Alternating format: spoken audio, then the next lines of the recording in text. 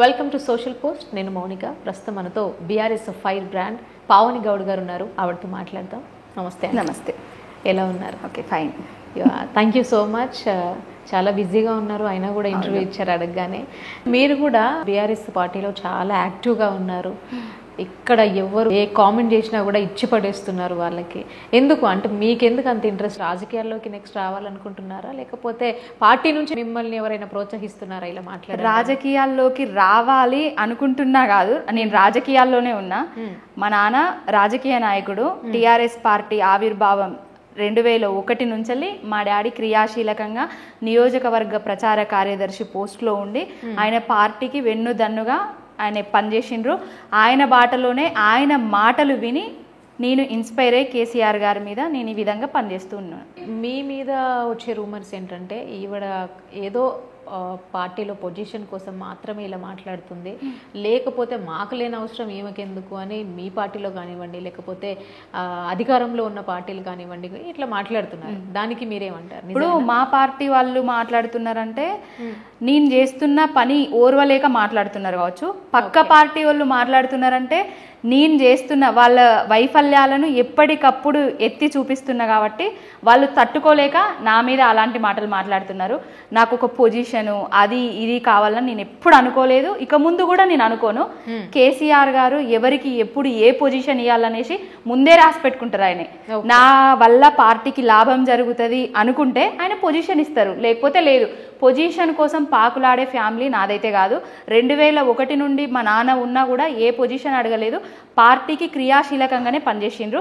ఇప్పుడు నేను పనిచేస్తున్నా, రేపు రాబోయే తరం నా కొడుకులు కూడా ఒకరు దీంట్లో పనిచేస్తారు. అంటే దేశానికి సైనికులు ఎట్లా పనిచేస్తారో బీఆర్ఎస్ పార్టీకి నా కుటుంబం నుంచి ఒకరు పనిచేస్తూనే ఉంటారు. ఎందుకు చెప్తున్నా అంటే తెలంగాణ రాష్ట్రం అసలు రాదు అన్నప్పుడు కేసీఆర్ గారు టీఆర్ఎస్ పార్టీని స్థాపించి తెలంగాణ వచ్చుడో కేసీఆర్ జచ్చుడో అనేసి పార్టీని వెన్ను దన్నుగా నిలిచి ఆయనే ఒక్కడిగా పోయి సకల జనులను సంబంధ వర్గాలను ఏకం చేసి తెలంగాణను తీసుకొని వచ్చిండు.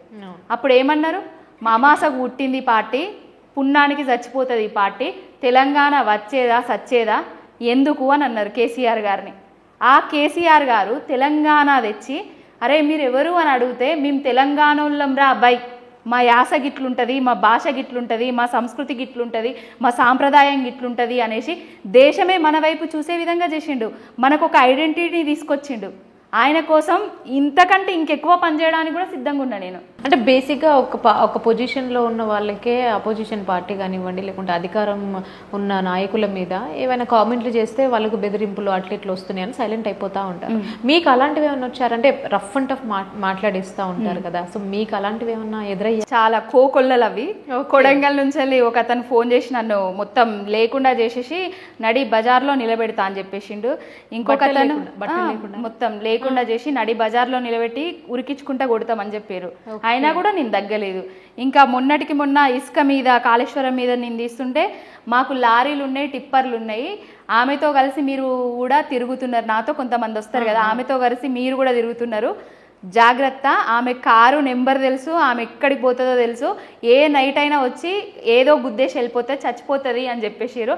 అయినా కూడా నేను భయపడతలేను. లారీలతో గుద్ది చంపేయడం అట్లా పైన కూడా నేను భయపడతలేను. సోషల్ మీడియాలో విపరీతంగా అంటే ఒక తల్లికి పుట్టని అట్లా మాట్లాడుతున్నారు, కామెంట్లు పెడుతున్నారు. అంటే మానసికంగా శారీరకంగా అన్ని రకాలుగా దెబ్బతీయాలని చూస్తున్నారు. కానీ దేనికి నా ముందట అంటే కేసీఆర్ గారి మీద ఉన్న అభిమానం వీటన్నిటికీ అసలు లెక్క చేస్తలేదు, లెక్క చేయది కూడా. రేపు నేను చచ్చినా కూడా రేపు నా రాబోయే తరం నా కొడుకు కూడా ఈ పార్టీ కోసం పనిచేస్తాడు, అంతే. ఇంకా మీ ఫ్యామిలీ నుంచి ఏమన్నా మనకి ఎందుకులే అవసరం లేదు, ఎన్ని కామెంట్లు చేస్తున్నారు కదా, ఎందుకు బాధ అనిపిస్తుంది మాకు, లేకుంటే భయం అవుతుంది నిన్ను ఇట్లా అంటుంటే అనే కామెంట్స్ వచ్చాయా మీకు? ప్రతి ఆడవాళ్ళ విజయం వెనుక ఒక మగవాడు ఉంటారు. అంటే మగవాడి విజయం వెనుక ఆడది ఉంటుంది అని అందరు చూస్తారు కదా, కానీ నా విజయం వెనుక మాత్రం నా భర్త తను జాబ్ చేసుకుంటుంటుండే, నేను కూడా ఢిల్లీలో జాబ్ చేస్తుంటిని. రాజకీయాలు వచ్చిన తర్వాత నేను ఒక్కదాన్ని తిరుగుతున్నా అనేసి ఆయన కూడా జాబ్కి రిజైన్ చేసి నాతో పాటుగా వస్తున్నాడు. అంటే సెక్యూరిటీ లాగా నేనున్నా, నువ్వు చెయ్యి సపోర్ట్. నాకు ఫ్యామిలీలా ఎవ్వరు కూడా నన్ను డిస్టర్బ్ చేయరు, నీ పని నువ్వు చేసుకుంటావో.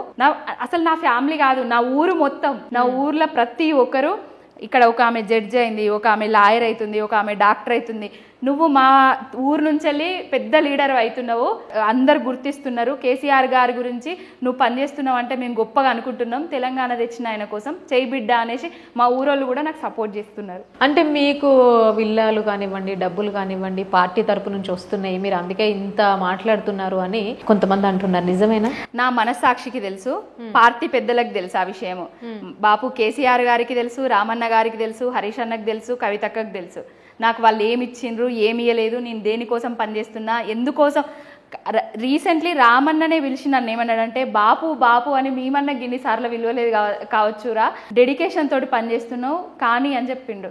ఓకే, అది డబ్బుల కోసం, డబ్బులు ఆశించో విల్లాలు ఆశించో ఏది చేయట్లేదు, ఇంతవరకు కూడా నాకు పార్టీ ఏది ఇయ్యలేదు, అది నిజం అంతే. ఇక రూమర్స్ క్రియేట్ చేసేటోళ్ళు చేస్తూనే ఉంటారు, వీటన్నిటికీ నేను భయపడేది లేదు. మీరు అన్నట్టుగా నెక్స్ట్ కేటీఆర్ గారు మిమ్మల్ని పిలిచి మాట్లాడడం జరిగింది అని అంటున్నారు, అంటే నెక్స్ట్ ఏదన్నా పొజిషన్ ఇవ్వడం కోసమే అనుకోవచ్చా? ఈ పొజిషన్ కోసం అయితే కాదు, పని చేస్తున్నా ఇంకా పని చేయాలి అని చెప్తారు అంతే తప్ప ఏం లేదండి. పొజిషన్ ఇవ్వాలని నేను అన్నని అడగను, అన్న నీకు పొజిషన్ ఇస్తున్నా అనేసి అన్న కూడా నాకు చెప్పారు. ఎందుకంటే మనం ఏ విధంగా ఉపయోగపడతాం అనేది వాళ్ళకి తెలుసు. ఇది ఇస్తున్నాము, ఇది చేస్తున్నాము, నాకు ఇది కావాలి అడిగి తీసుకునే పార్ట్ అయితే కాదు. ఇప్పుడు ఎవరిని ఎక్కడ పెట్టాలి, ఏం చేయాలనేది వాళ్ళకి తెలుసు.